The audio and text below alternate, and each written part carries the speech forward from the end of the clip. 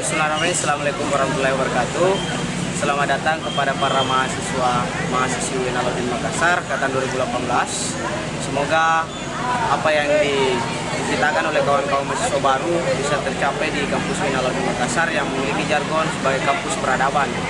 Pesan saya selaku Ketua Umum Dewan Mahasiswa Universitas atau Presiden Dewan Mahasiswa Universitas Kabinet Mitra Kritis 2018, dan semoga kawan-kawan dari jumlah kurang lebih 5.000 mahasiswa Alauddin Makassar bisa bersama-sama untuk membangun kampus kita, kampus Alauddin Makassar, dan tetap berada dalam koridor perjuangan secara bersama dan memperjuangkan apa-apa yang harusnya diperjuangkan, dan tetap mengetahui posisi di mana dia harus memiliki peranan penting di dalamnya. Mahasiswa sebagai seorang mahasiswa, utamanya Alauddin Makassar, harus menjunjung tinggi nilai-nilai keislaman, dan tentunya Islam tidak pernah mengajarkan kita persoalan penindasan yang terjadi misalnya.